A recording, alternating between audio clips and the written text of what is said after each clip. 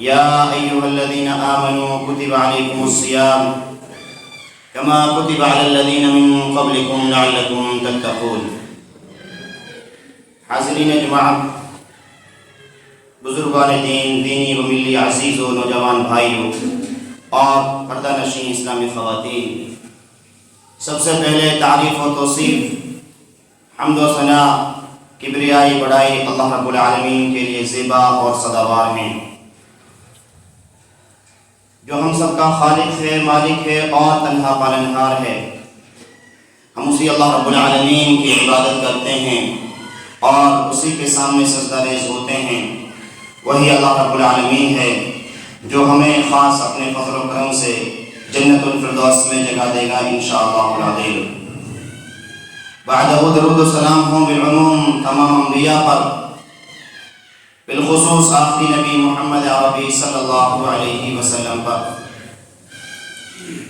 کہ جنہوں نے بہت ساری پریشانیوں کا سامنا کر کے دین کو اس طریقے سے ہم تک پہنچایا جس طریقے سے دین کا حق بنتا تھا، اور حجت الوداع کے موقع پر تمام صحابہ نے بیک زبان اس چیز کی گواہی بھی دی کہ آپ نے دین کو مکمل اور کمپلیٹلی ہم تک پہنچا دیا ہے۔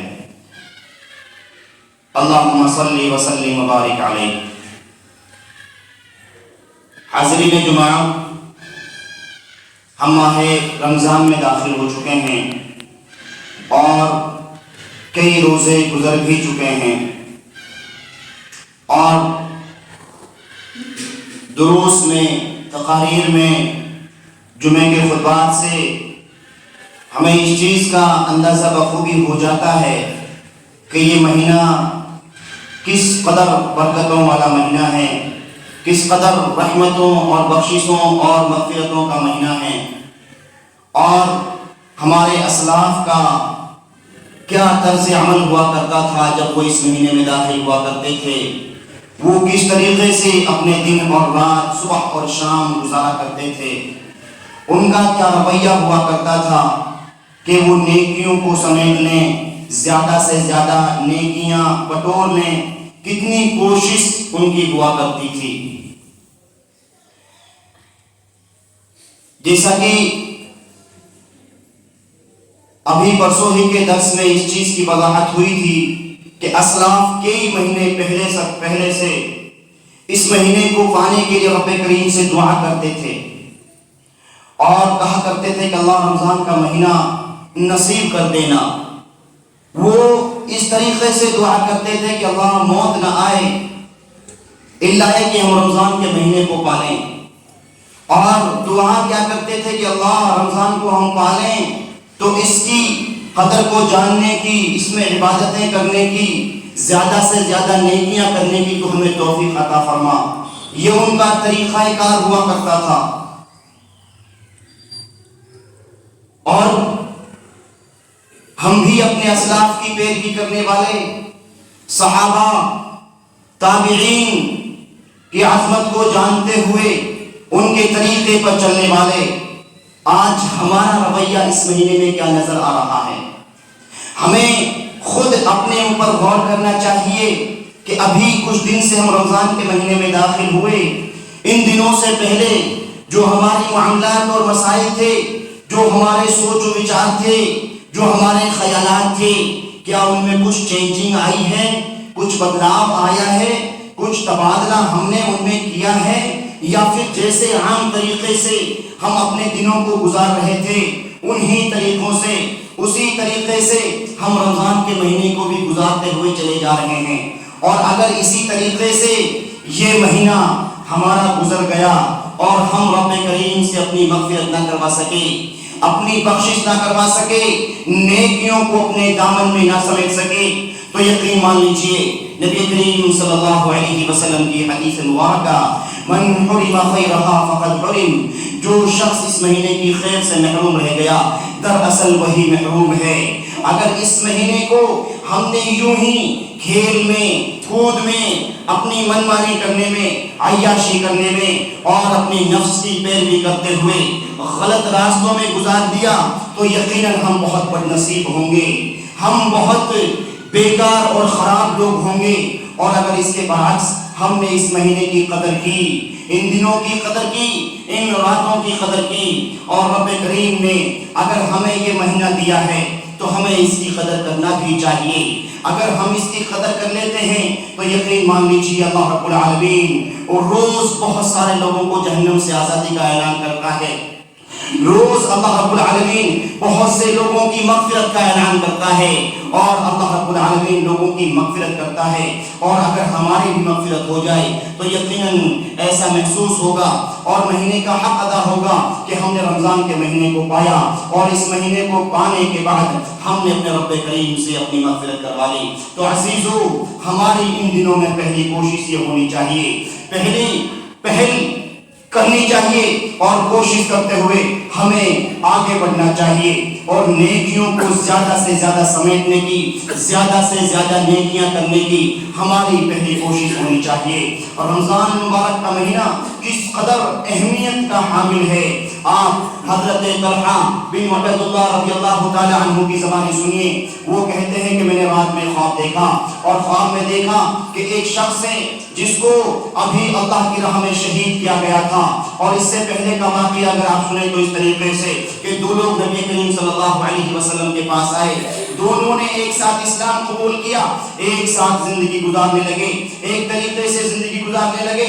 اسلام قبول کرنے کے بعد ایک شخص کا رویہ یہ تھا کہ وہ زیادہ اللہ رب العالمین کی راہ میں دھیان دیتا، زیادہ نیکیاں کرتا، اور خوب زیادہ اللہ کے راستے میں خوب زیادہ لگا رہتا، اور حد یہاں تک ہوئی کہ جب موت آئی تو وہ اللہ کی راہ میں شہید بھی ہو گیا۔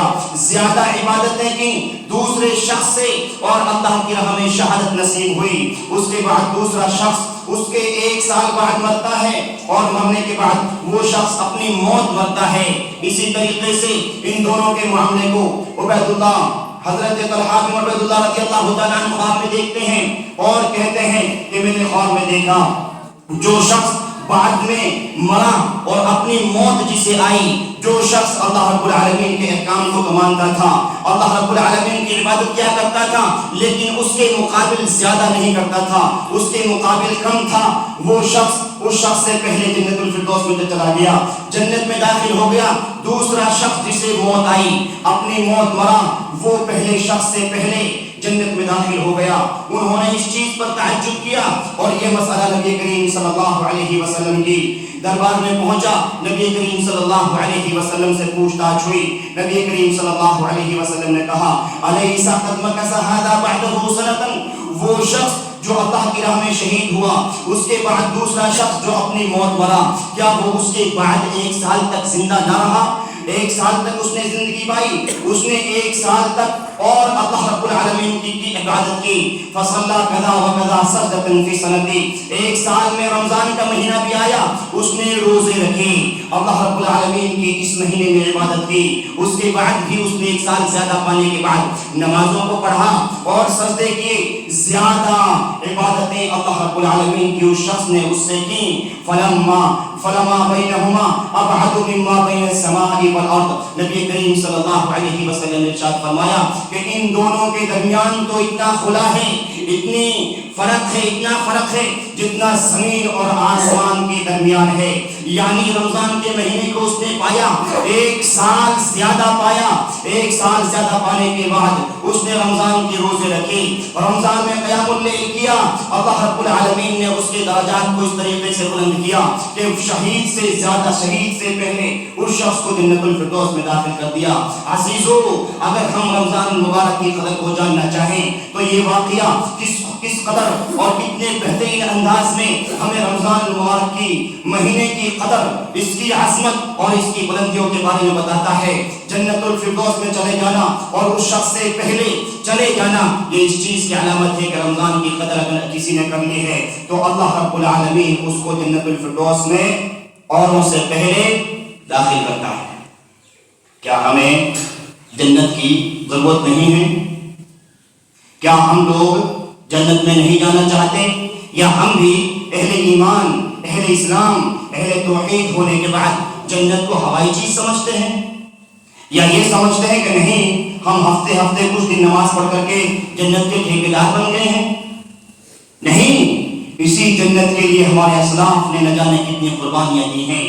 ہمارے صحابہ نے، وہ صحابہ جن کے نام کا ہم ڈنکا پیٹتے ہیں اور اعلان کرتے ہیں کہ ہم صحابہ کے پیروکار ہیں، صحابہ کے راستے پر چلتے ہیں اور صحابہ کی بات کو مانتے ہیں، ان صحابہ نے اس جنت کو پانے کے لیے اپنی جانوں کو گنوایا ہے اور اپنی جانوں کی قربانی دی ہے، اپنی زندگیوں کی فکر نہ کی، اپنی جان کی، اپنے مال کی، اپنی اولاد کی، اپنے بچوں کی فکر نہ کی۔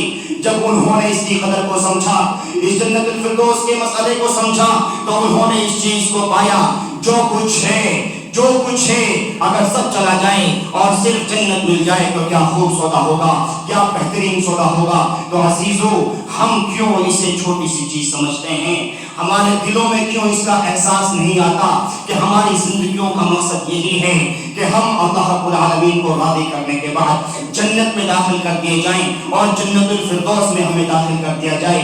جبکہ رب کریم قرآن مجید میں اس چیز کے بارے میں وضاحت کرتا ہے اور کہتا ہے فَمَنْ زُحْزِحَ عَنِ النَّارِ وَأُدْخِلَ الْجَنَّةَ فَقَدْ فَازَ۔ جس شخص کو جہنم سے بچا لیا جائے، جس کو جنت میں داخل کر دیا جائے، وہ سب سے بڑا کامیاب ہے۔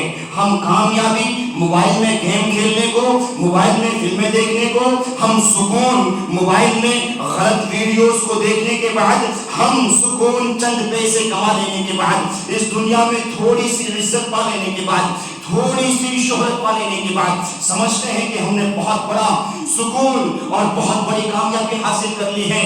نہیں عزیزو، دھوکے میں پڑنے کی ضرورت نہیں ہے۔ رب کریم اعلان کرتا ہے اور کہتا ہے وَمَا الْحَيَاةُ الدُّنْيَا إِلَّا مَتَاعُ الْغُرُورِ۔ دنیا کی زندگی صرف دھوکے کی زندگی ہے۔ اس کی زینتوں کو دیکھ کر کے اس میں کھونے کی ضرورت نہیں ہے۔ عقل پانے کے بعد، ہوش پانے کے بعد، دماغ ہونے کے بعد اس چیز کو احساس کرنے کی ضرورت ہے کہ اللہ رب العالمین نے پیدا کیا ہے تو پیدائش کا مقصد یہ ہے ہم اعمال صالحہ کر لیں، نیک اعمال کر لیں، اور یہ امتحان گاہ جس میں ہم بیٹھے ہیں، جس میں ہم جی رہے ہیں، اس میں کامیابی حاصل کرتے ہوئے اللہ رب العالمین سے جنت میں جانے کا سرٹیفکیٹ لے لیں، نہ کہ خود اپنی زبان سے اپنے لیے جنت اور جہنم کے بارے میں دعویٰ کرنا اور دوسروں کو جہنمی قرار دینا، دوسروں پر کفر کے فتوے لگانا اور دوسروں کو سیدھا پہنچا دینا جنت کے بالکل نیچے کے طبقے میں۔ یہ تمام چیزیں اگرچہ ہمارے دلوں کو تو ٹھنڈک دے سکتی ہیں، ہمیں محسوس کرا سکتی ہیں کہ میں کتنا بڑا کام کر رہا ہوں، میرا من کرتا ہے جس کو جنت کا سرٹیفکیٹ دے دیتا ہوں، میرا دل چاہتا ہے جسے جہنم کی وادی میں ڈال دیتا ہوں، لیکن حقیقت میں اس کا کوئی معاملہ اور کوئی اہمیت ہے ہی نہیں۔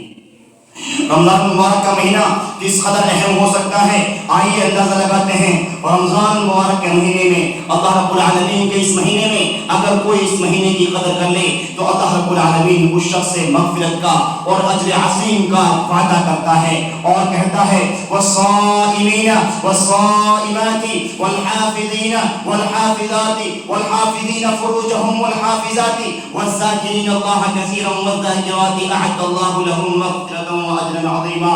روزے رکھنے والے مرد اور روزے رکھنے والی عورتیں اور اپنی شرمگاہ کی حفاظت کرنے والے مرد، اپنی شرمگاہ کی حفاظت کرنے والی عورتیں، والذاکرین اللہ کثیرا، اور بہت زیادہ اللہ رب العالمین کا ذکر کرنے والے، والذاکرات مرد اور عورتیں، اعد اللہ لهم مغفرۃ واجرا عظیما۔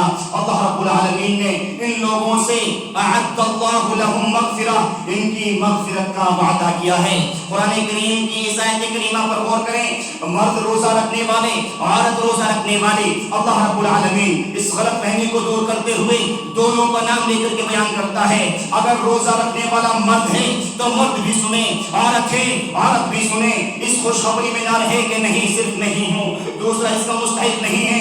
فرمایا روزہ رکھنے والے مرد، روزہ رکھنے والی عورتیں اور اپنی شرمگاہ کی حفاظت کرنے والے مرد، اپنی شرمگاہ کی حفاظت کرنے والی عورتیں، والذاکرین اللہ کثیرا، اللہ رب العالمین کا ذکر کرنے والے مرد، اللہ رب العالمین کی اللہ رب العالمین کا ذکر کرنے والی عورتیں، اعد اللہ لهم مغفرۃ، اللہ رب العالمین ان سے ان کی مغفرت کا وعدہ کرتا ہے، واجرا عظیما، اور دوسرا وعدہ اللہ رب العالمین ان سے ان کے اجر عظیم کا کرتا ہے۔ کون شخص ہے جو چاہتا ہے کہ اللہ رب العالمین کی اس آیت کریمہ کے تحت اپنی مغفرت کروا لے؟ روزے رکھنے ہوں گے، اور جب روزہ رکھنے چلیں گے تو صرف بھوکا رہنے کا نام روزہ نہیں ہوتا. صرف صبح سے لے کر شام تک بھوکا رہ لیں اس چیز کا نام روزہ نہیں ہوتا. ہماری آنکھیں کیا دیکھ رہی ہیں اس چیز کا نام بھی روزہ ہوتا ہے. ہمارے کان کیا سن رہے ہیں اس چیز کا نام بھی روزہ ہوتا ہے. ہمارے ہاتھ کیا چھو رہے ہیں، ہمارے پیر کہاں جا رہے ہیں، ہمارے معاملات اور دنوں کے طرح ہیں یا اس سے الگ ہو رہے ہیں، ہماری انگلیوں کا روزہ ہے یا نہیں ہے، یا اس موبائل سے الٹی سیدھی، اس ہاتھ سے الٹی سیدھی ٹائپنگ کرنے کے بعد اپنے گناہوں کو مزید بڑھا رہے ہیں اور سمجھ رہے ہیں کہ ہم روزے دار بھی ہیں. اپنی زبان سے دوسروں کی غیبتیں کرنے کے بعد، دوسروں کو غلط کہنے کے بعد، دوسروں کے دلوں کو ٹھیس پہنچانے کے بعد یہ سمجھنا کہ ہم روزے دار ہیں اور ہم سے بھی اللہ رب العالمین نے مغفرت کا وعدہ کیا ہے. عزیزو، اپنے روزوں میں غور کرنے کی ضرورت ہے کہ ہم روزوں کو کس طریقے سے رکھ رہے ہیں، اور روزے کا وہ مقصد جسے ہم نے گزشتہ خطبہ جمعہ میں آپ کے سامنے پیش کیا، لعلکم تتقون. روزے رکھنے کا مقصد یہ ہے کہ تم متقی بن جاؤ، پرہیزگار بن جاؤ، اللہ رب العالمین کا خوف کھانے والے بن جاؤ. یہ مقصد ہمیں مل رہا ہے یا نہیں؟ اگر مل رہا ہے تو یقیناً ہمارے روزے بہت عظمت والے ہیں، ہمارے روزے مبارک بادی کے حقدار ہیں. اور اگر ہم اللہ رب العالمین کے تقویٰ کے قریب نہیں پہنچ پا رہے تو ہمیں اپنے روزوں میں کمی تلاش کرنی چاہیے کہ یہ روزے ہمیں اللہ رب العالمین کے قریب کیوں نہیں کر رہے. اور اگر اس چیز کا احساس کرنے کی ہم کوشش کریں گے تو آدھا اور پونے گھنٹے کا قیام اللیل جسے ہم کر رہے ہیں وہ بہت اچھے سے ہماری وضاحت کر دے گا کہ ہم اپنے دل میں کس قدر اللہ رب العالمین کی مغفرت، اس کے ثواب اور اس کی اور رضا کی خاطر کر رہے ہیں، اور کتنی اپنی ٹھنڈک، اپنے دل کو ٹھنڈک پہنچانے کے لیے کتنے نوجوان جن کو آپ دیکھ سکتے ہو گھنٹے گھنٹے باہر کھڑے ہیں اور باتیں کر رہے ہیں اور یوں ہی دن اور رات کو یوں ہی ضائع کر رہے ہیں. اور یہاں دیکھنے کو مل رہا ہے امام صاحب رکوع میں جا رہے ہیں تو آ کے بہت جلدی سے شامل ہو گئے، بیٹھے ہوئے ہیں جیسے ہی رکوع میں جانے کا وقت آیا تو انسان نے جلدی سے اللہ اکبر کہتے ہوئے نیت مان لی، اور اسے یہ بھی پتہ نہ چلا کہ میں نے اپنی سورہ فاتحہ پوری کی ہے یا نہیں کی ہے. اس نے دیکھا کہ نہیں دوسرے نہ دیکھ لیں، دوسروں کو نہ پتہ لگ جائے کہ میں پیچھے تھا تو میں کھڑا تھا یا بیٹھا تھا، دوسروں کو محسوس نہ ہو جائے کہ میں نماز میں تھا یا باہر گپے مار رہا تھا، دوسروں کو علم نہ ہو جائے. جب دوسروں کی رضا چاہی نا، جب دوسروں کو راضی کرنا چاہا تو حالات ہمارے سامنے ہوئے. اللہ رب العالمین نے اس وقت ہمیں ذلیل و رسوا کیا اور بتایا کہ لوگوں کی رضا چاہتے ہو، لوگوں کو راضی نہیں کر سکتے، یہ لوگ تمہارے منہ پر تو تمہارے ہو سکتے ہیں، پیچھے سے لوگوں نے کسی کو اچھا نہیں کہا. رضا چاہیے تو رب کی رضا حاصل کرو. اگر اللہ رب العالمین راضی ہو گیا نا، لوگوں کے دلوں میں تمہاری محبت ڈال دے گا اور تمہاری الفت پیدا کر دے گا اور لوگوں کے دلوں میں تمہیں باوقار اور باحیثیت بنا دے گا. ہم کہاں اللہ رب العالمین کی رضا چاہتے ہیں؟ کون سا عمل اس طریقے سے کرتے ہیں کہ نہیں روزہ رکھ رہا ہوں تو اللہ تعالیٰ کی رضا کی خاطر رکھ رہا ہوں، اب بولنا ہے تو رب کی رضا کی خاطر، اب چلنا ہے تو رب کی رضا کی خاطر، سننا ہے تو اللہ رب العالمین کی رضا کی خاطر نہیں. کیا ہمارے روزوں کا مقصد ہے اور کتنی ہم رب کی رضا چاہ رہے ہیں؟ عزیزو، بہرکیف ہمیں اس چیز پر غور کرنا چاہیے اور احساس کرنا چاہیے یہ رمضان کا مہینہ مغفرتوں کا مہینہ ہے. لوگوں کو یہ دکھانے کا مہینہ نہیں ہے کہ میں روزے سے ہوں، لوگوں کو یہ بتانے کا مقصد نہیں ہے کل اگر ایک پارہ پڑھا گیا تھا تو ایک پارے میں بھی شامل تھا. اس چیز کا مہینہ ہے اللہ رب العالمین سے اس کی رضا حاصل کر لی جائے. آگے روزے کا جو یہ مہینہ ہے اور ان روزوں کا جو اجر ہے وہ صرف اللہ تعالیٰ کو معلوم ہے. ہم نماز پڑھتے ہیں، نماز کی کئی ساری فضیلتیں اور کئی طریقے کے اجر ہمیں معلوم ہو جائیں گے. اور روزہ نبی کریم صلی اللہ علیہ وسلم نے ارشاد فرمایا جب روزہ انسان رکھتا ہے تو روزہ اس کا ثواب کیا ہو سکتا ہے، اس چیز کا اندازہ کسی کو بھی نہیں ہے۔ اللہ رب العالمین ارشاد فرماتا ہے کہ روزہ الصوم لی، میرے لیے ہے۔ حدیث قدسی میں اللہ رب العالمین ارشاد فرماتا ہے اور کہتا ہے کہ روزہ میرے لیے ہے اور میں ہی اس کی جزا دینے والا ہوں، اس کا اجر دینے والا ہوں۔ آپ ایک دوسری حدیث سے اس کا اندازہ کریں، کل ابن آدم یضاعف له حسنہ، کہ انسان کے اعمال کو، جو وہ نیک اعمال کرتا ہے ان اعمال کو بڑھا دیا جاتا ہے، اور بڑھانے کی حد یہ ہوتی ہے اس کو 10 گنا بڑھا دیا جائے، الحسنۃ بعشر امثالها، 10 گنا تک بڑھا دیا جائے، یا اس سے زیادہ اگر بڑھانے کی بات ہے تو اسی نیک عمل کو 70 اور اس سے بھی زیادہ 700 گنا تک بڑھا دیا جائے۔ لیکن جب روزے کا معاملہ ہوگا تو اللہ رب العالمین کہے گا کہ لوگوں، تم نے روزہ میرے لیے رکھا ہے اور اس کا اجر میں خود دینے والا ہوں، اور رب کریم اس خاص عبادت کا کس قدر اجر دے سکتا ہے، کتنا دے سکتا ہے، یہ اس کی شان کے مطابق ہے۔ وہ جس طریقے سے دینا چاہے، جتنا بڑھا کر دینا چاہے، اللہ رب العالمین جانتا ہے وہ اس کی شان کتنی بلند ہو سکتی ہے اور کتنا زیادہ دے سکتا ہے۔ اس چیز کا اندازہ شاید ہم نہیں لگا سکتے۔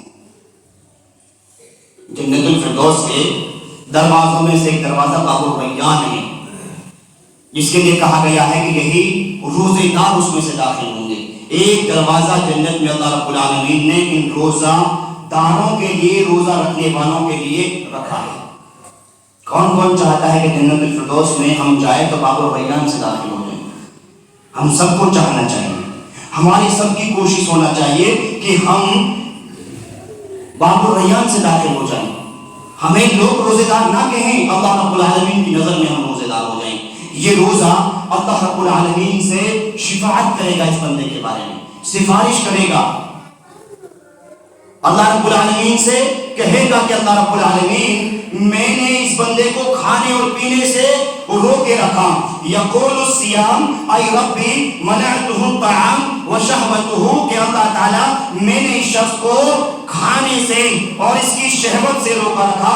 فیشفعنی، کہ اللہ تعالیٰ فشفعنی، اللہ تعالیٰ تو اس کے بارے میں میری شفاعت قبول کر لے۔ اسی طریقے سے قرآن بھی کہے گا کہ اللہ تعالیٰ میں نے اس شخص کو رات میں سونے سے باز رکھا۔ اللہ، ایک شخص میرے لیے رات میں سویا نہیں، رات میں اس نے میرے لیے قیام کیا، اس نے مجھے میرے پڑھتے ہوئے سنتے ہوئے قیام کیا۔ اللہ تو اس کے بارے میں میری شفاعت قبول کر لے اور اس کی بخشش فرما دے۔ قال فیشفعان، اللہ رب العالمین کہے گا کہ ان دونوں کی شفاعت کو قبول کر لیا جائے، اور اللہ رب العالمین سے روزے دار کی مغفرت فرمائے گا۔ لیکن روزہ ہونا چاہیے، دل کی ٹھنڈک نہیں ہونا چاہیے۔ بہرکیف ایک آخری چیز کہہ کر کے بات کو ختم کروں گا۔ ہم رمضان مبارک کے مہینے سے جہاں گزر رہے ہیں، اس کی اہمیت اور برکات اور اس کی فضیلتوں کو، اس کی برکتوں کو، اس کی رحمتوں کو ہمیں اپنے دامن میں جہاں سمیٹ لینا چاہیے اور کوشش کر لینا چاہیے۔ اگر ہم نہیں کرتے اور رمضان کے روزوں کو اگر ہم نہیں رکھتے تو پھر ہمارا معاملہ اللہ رب العالمین کے یہاں کیا ہوگا؟ اور جو نہ رکھے رمضان کے روزے، اس کا معاملہ اللہ رب العالمین کے یہاں کیا ہوگا؟ جب برکتیں اتنی ہیں، اتنی مغفرتیں انسان کو مل رہی ہیں، اتنی عظمتوں والا مہینہ ہے، تو پھر اگر اس مہینے کی قدر کوئی نہ کرے تو پھر کیا ہوگا؟ اگر صرف روزہ کوئی نہ رکھے۔ ابو امامہ باہلی رضی اللہ تعالیٰ عنہ کہتے ہیں، میں نے نبی کریم صلی اللہ علیہ وسلم کو فرماتے ہوئے سنا۔ نبی کریم صلی اللہ علیہ وسلم نے فرمایا، ایک آنے والا میرے پاس آیا اور مجھے ایک پہاڑ کی طرف لے گیا اور لے جا کر کے مجھ سے کہا کہ چڑھیے اس پہاڑ پر۔ میں نے کہا نہیں چڑھ سکتا۔ کہا کہ چڑھیے، ہم اس کو آپ کے لیے آسان کر دیں گے۔ جب میں چڑھا تو میں نے کچھ لوگوں کی آہ و بکا سنی، میں نے لوگوں کے بارے میں لوگوں سے سنا کہ چیخ، ان کی چلاہٹ کو میں نے سنا، اور جب تھوڑے سے آگے گئے تو میں نے دیکھا کہ کچھ لوگ ہیں جن کی فرشتوں کے ذریعے سے ان کی بانچیں چیر دی گئی ہیں، ان کے کلے منہ کے یہ جبڑے چیر دیے گئے ہیں اور ان سے خون نکل رہا ہے، ان کی چیخ و پکار نکل رہی ہے، وہ پریشان ہیں۔ میں نے پوچھا کہ یہ کون لوگ ہیں، ان لوگوں کے ساتھ یہ رویہ کیوں اختیار کیا جا رہا ہے؟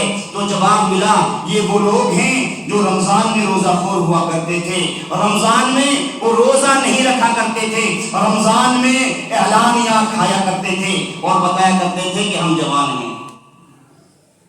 دیکھیے فضیلتیں ہیں، برکتیں ہیں اور مغفرتیں ہیں، اور اگر قدر نہیں کرتے تو صرف روزہ نہ رکھنے کا یہ انجام اور سزا ہے کہ باچھیں اور کلے اور یہ جبڑے چیر دیے گئے اور ان کے ذریعے سے سزا مل رہی ہے۔ بہرکیف ہمیں اس مہینے کی قدر کرنا چاہیے اور اس مہینے میں رب کو راضی کر لینا چاہیے۔ اس مہینے میں اللہ رب العالمین کی رضا حاصل کرتے ہوئے اپنے گناہوں کی معافی طلب کر لینا چاہیے، اپنے گناہوں کو معاف کروا لینا چاہیے اور اللہ رب العالمین کی رضا حاصل کر لینا چاہیے۔ اور اگر نہیں کرتے ہیں تو یقیناً ہم بڑے بد نصیب لوگ ہوں گے۔ عزیزو، دن بہت کم ہیں، ایک مہینے کا ٹائم اور 4-5 دن نکل گئے اور ہمیں اپنا صبح اور شام کا رویہ، روزوں کا نمازوں کا رویہ ہمیں بخوبی معلوم ہے۔ ہمیں اپنے رویوں کو چینج کرنا چاہیے، ہمیں بدلنا چاہیے۔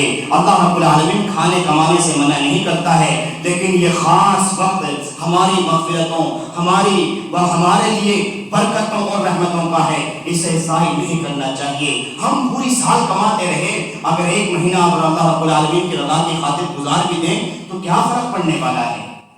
اور اللہ رب العالمین سے ہم برکتیں کیوں نہیں مانگتے؟ اللہ تعالیٰ اگر میں تیرے گھر میں آیا ہوں تجھے راضی کرنے کے لیے تو تیری رضا اس قدر بھی دے کہ میرے مال میں تو برکت دے دے۔ ہمیں اس طریقے سے بھی اللہ تعالیٰ سے کہنا چاہیے کہ اللہ تعالیٰ تو جتنا دے رہا ہے اس پر صبر دے اور دل کو ٹھنڈک دے۔ ہم کیوں نہیں کہیں گے؟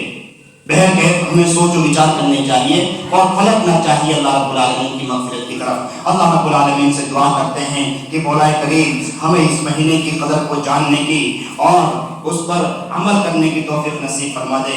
اللہ رمضان کے روزوں کو نبی کریم صلی اللہ علیہ وسلم کے طریقے پر رکھنے کی توفیق نصیب فرما دے۔ اللہ ہمارا بھوکا رہنا اگر تیری خاطر ہو رہا ہے، ہمارا چلنا پھرنا، کہنا سننا، دیکھنا بولنا مولا کریم سب تیری خاطر کر دے۔ اللہ تو ہمارے رمضان کے ہمارے روزوں کو قبول فرمائیو۔ اللہ جو عبادت کر رہے ہیں مولا کریم تو ان عبادتوں کو قبول فرما لے۔ اللہ جو نہیں کر پا رہے ہیں مولا کریم تو ہمیں اپنی عبادت کرنے کی توفیق نصیب فرما دے۔ اللہ ہم رمضان کی عبادتوں کو قبول فرمائیو۔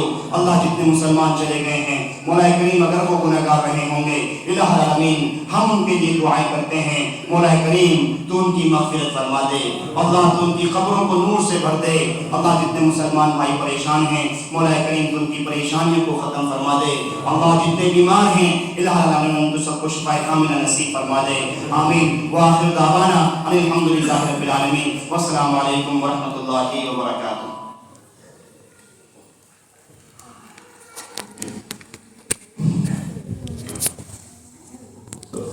إن الحمد لله نحمده ونستعينه ونستغفره ونعوذ بالله من شرور أنفسنا وسيئات أعمالنا من يهده الله فلا مضل له ومن يضلل فلا هادي له وأشهد أن لا إله إلا الله وأشهد أن محمدا عبده ورسوله أما بعد فإن خير الحديث كتاب الله وخير الهدي هدي محمد صلى الله عليه وسلم وشر الأمور محدثاتها وكل محدثة بدعة وكل بدعة